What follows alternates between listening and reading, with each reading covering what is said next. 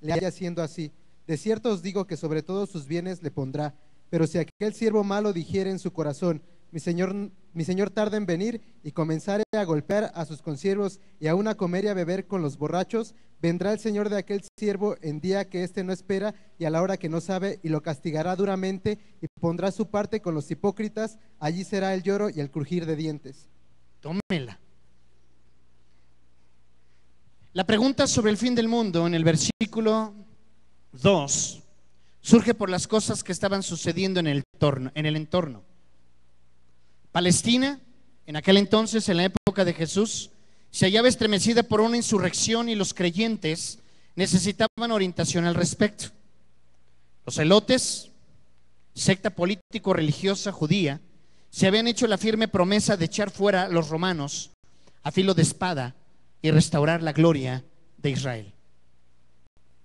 Con respecto al fin del mundo, Jesús nos advierte.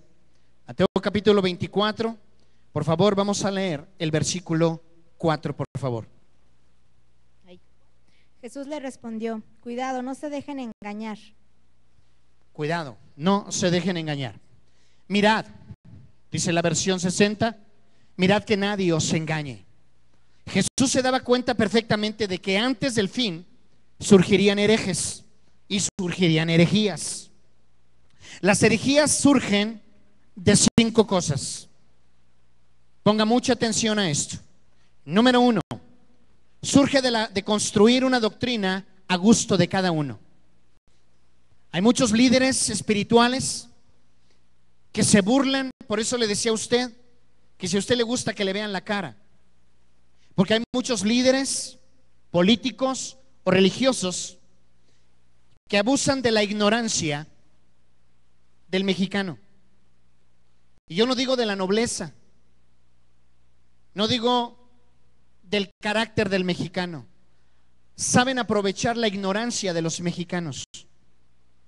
Y se levantan movimientos, se levantan sectas, aún se levantan pastores evangélicos dentro de las mismas iglesias, dentro del mismo pueblo de Dios, para manipular a la gente y abusar de su ignorancia, aprovecharse de su ignorancia. Y entonces empiezan a hacer movimientos acorde a sus gustos, a los gustos de este líder espiritual o al gusto inclusive de la misma gente. A la gente que le gusta oír cosas bonitas, cosas que los estimulen, cosas que los motiven. Y entonces son movidos por su ignorancia y liderados por este tipo de grupos o este tipo de personas, y entonces surgen sectas o surgen grupos heréticos. Número 2, las herejías surgen de 5 cosas. La número 2, surge de hacer hincapié excesivo en una parte de la verdad. Hay un movimiento que durante muchos siglos ha hablado acerca de una verdad. La Biblia nos dice en Corintios que la mujer debe de guardar silencio en la iglesia. Y por ahí un pastor levantó un movimiento llamado Pentecostés cristiano evangélico, en donde empezó a interpretar a su gusto, con un contexto machista, acerca de que la mujer no podía predicar, no podía subirse al púlpito, la mujer no podía vestir pantalón, no podía cortarse el pelo, no podía usar pintura, no podía usar aretes. Y empezaron a argumentar inclusive diciendo que los demonios se colgaban y se columpiaban en los aretes de las mujeres. Y manipulando la ignorancia de las mexicanas y de los mexicanos, se levantan pastores machos reforzando estas herejías. Es cierto, la Biblia habla en Corintios acerca de que esa mujer, esas mujeres en ese templo, en esa iglesia en específico, tenían que guardar silencio, y no para que dejaran de hablar de Dios, sino porque estaban surgiendo una serie de problemas dentro de esa iglesia, porque resulta que esa iglesia en Corinto era un puerto, y se estaban convirtiendo al evangelio personas de diferentes nacionalidades y de diferentes culturas y de diferentes idiomas. Y entonces la mujer judía, por costumbre, la mujer tenía que estar callada, no solamente en la sinagoga, sino también a veces hasta en su casa. Y la mujer tenía que caminar X metros atrás del marido y el marido iba adelante. Que ahora usted va a Israel, hoy por hoy usted va a Israel o va usted a Jordania y usted ya no ve a la mujer caminando atrás. Usted ve a la mujer caminando adelante del hombre por las minas que hay en ese lugar, para que la que se despanzurre sea la mujer y no el varón. Y a usted le da risa, pero es una realidad.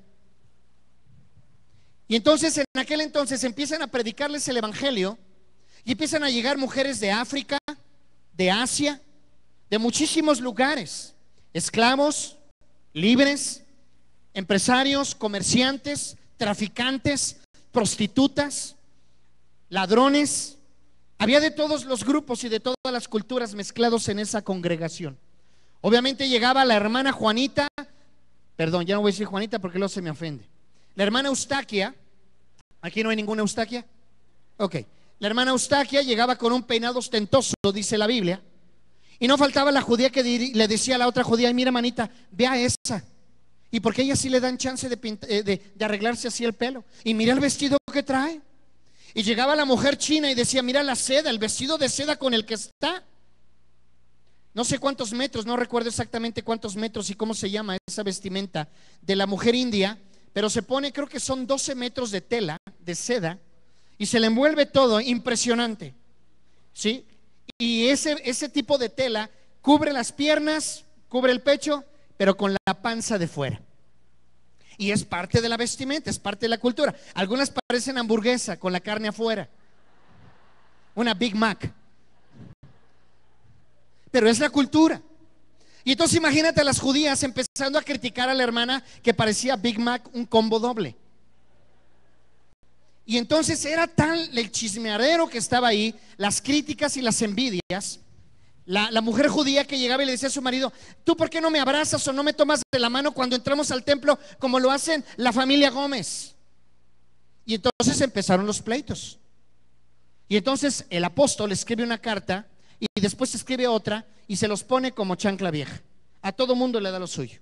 Y de ahí sacaron y empezaron, como digo, en la segunda herejía, a hablar de una sola verdad sin un contexto, sin realmente conocer el contexto, para justificar un pretexto. Y de ahí se levantó dentro de la iglesia cristiana evangélica una herejía. Siguiente herejía surge cuando nos separamos de la comunión cristiana. Alguien dijo: uno no puede tener a Dios por padre sin tener a la iglesia por mamá. Es una realidad. ¿A cuántos cristianos conocemos que vienen una vez y desaparecen 3 meses? Pero los escuchas hablar de Dios y dicen cada herejía impresionante, que mejor les valiera no decir, dice la Biblia, que son cristianos, porque por causa de ellos, dice ahí, el nombre de Dios es vituperado. Y eso es una realidad. Hombres o mujeres que se van de la iglesia o que son de esos cristianos domingueros, que ni la Biblia traen, o la leen como algunos de hoy escuchamos cómo leen. Y entonces, ¿qué sucede? De repente por ahí alguien le hace una pregunta, o se molestó por algo, o interpretó la Biblia a su manera, se compró una versión 3 patitos en la laguna, y entonces empieza a hacer sus propias traducciones, empieza a hacer sus propias interpretaciones. Se compró un libro barato ahí en los periódicos junto a la sección de pornografía, y entonces se lo encontró y empieza a hacer todo un estudio. Pastores que ahora andan en la marihuanada del, ¿cómo se llama? Ya se me olvidó esto, de que ahora hasta ya quieren volver a las costumbres judías. ¿Perdón? Mesiánicos, los nuevos pastores. Y yo por ejemplo, conozco 2 que llegaron ahí con su rollo y le digo: ¿y ya te circuncidaste?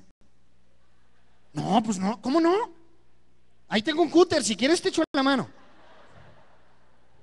Digo, porque si vamos a ser judíos, pero a uno de ellos lo vi comiendo mariscos.